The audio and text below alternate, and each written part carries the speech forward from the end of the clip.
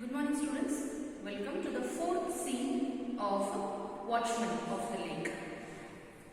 Late at night, torrential downpour is rain and a shrieking storm.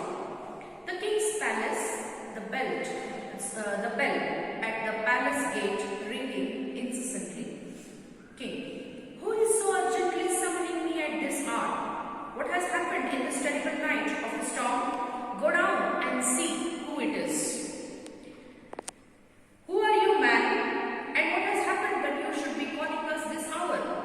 Why are you gasping so badly? Someone has come to king and he is knocking the door so incessantly, so badly that king is alarmed and he asks when the man comes in, he asks him, what is the matter? Why are you so gasping so badly? Man, I have been running. King, in this storm, who are you? What has happened? Man, I am Mara, watchman of the lake. Most high. King, Mara, how different you are now. Battered by this rain, with your hair plastered on your face and all that water dripping down. Mara, I beg your majesty's grace for bringing my presence here in state. I have come running, battling with roaring wind and through slush and raging torrents.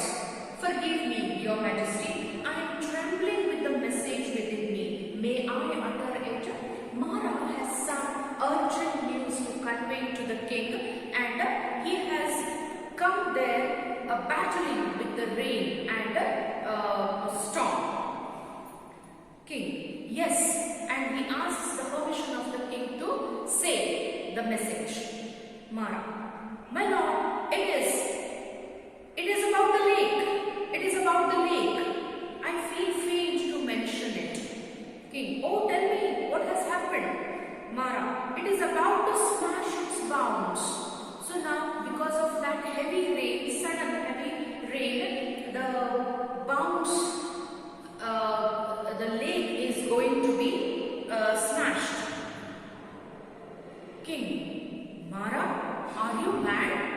Are you sure your mind is your own? Mara, your majesty, till the evening there was no sign of a coming rain. It was a beautiful bright day, unruffled, the lake mirrored the blue sky on its bosom. But at dusk the sky darkened. I called my son in and shut the door of my hut. Raindrops battered my roof. At midnight, the wind rocked my hut. I got up and went out. My heart was disturbed. King, oh, tell me, is the lake going to break? Mara, your majesty will know it presently. I rose from my bed and went out.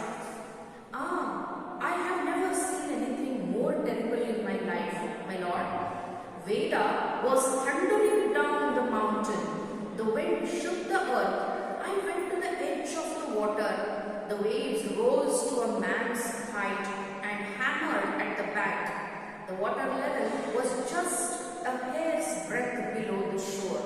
Any moment it might heave and overflow. So the rain is so heavy, so thundering that Veda is thundering down and she has come to the lake and almost it is to overflow. The lake is overflowing. King, Mara, was the lake? What is to happen to all of us? So if the lake is smashed, lake smashes its bounds, what will happen to all of us? The floods will come in the village.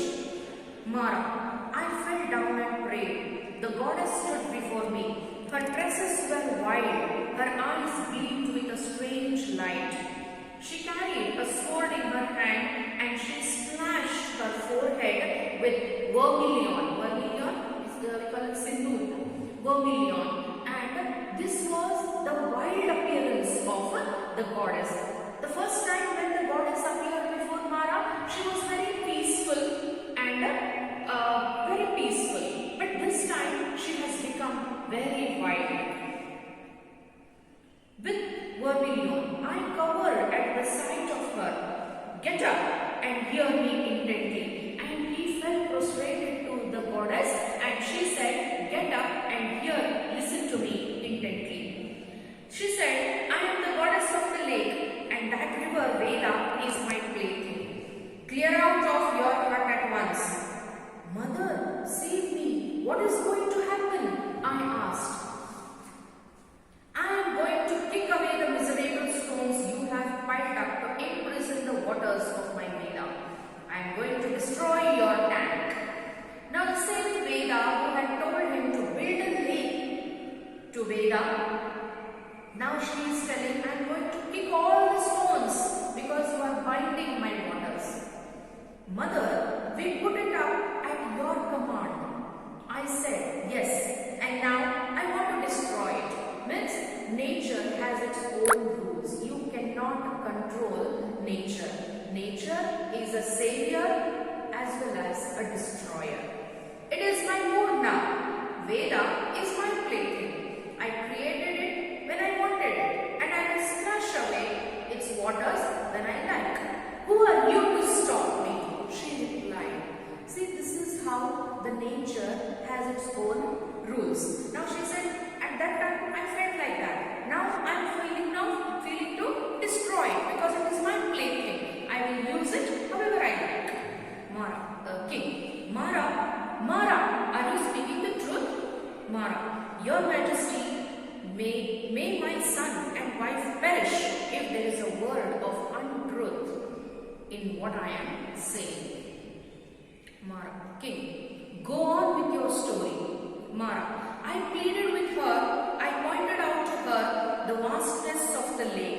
He made the goddess realize. He showed her, "See the vastness of the lake. See how many people, how many cattle are getting water from this lake. So useful the lake is. The water stretching the length of the hill and going in a bend out of sight. The whole of it kept back by a bank, which would take a quarter of a day to cross." But all that she would say to it was, "Why do you make much of it?"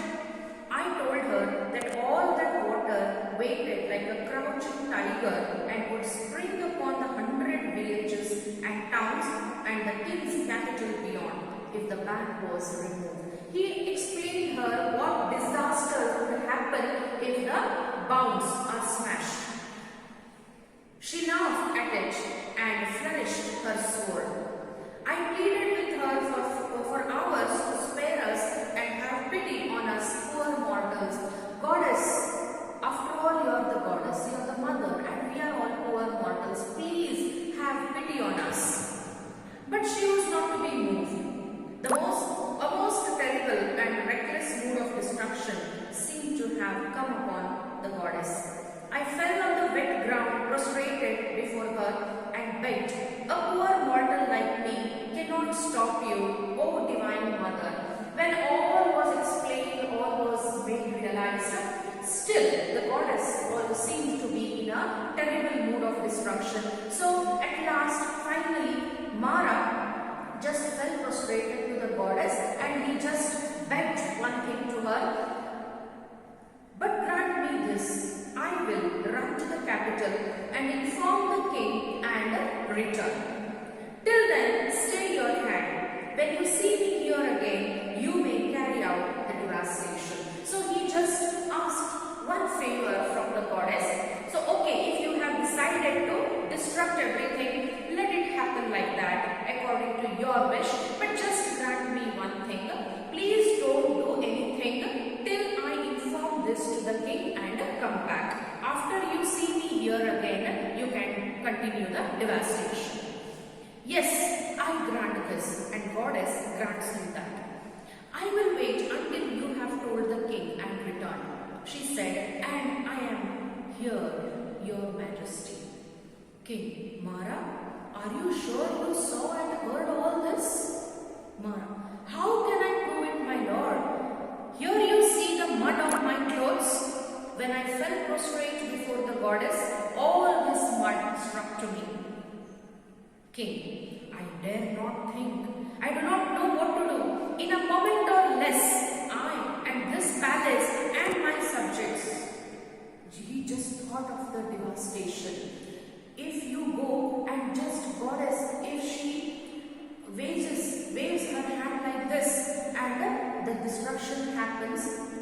would be the condition. I, all my subjects, oh God, he thought and said, alright, nothing so good as preparing for an end.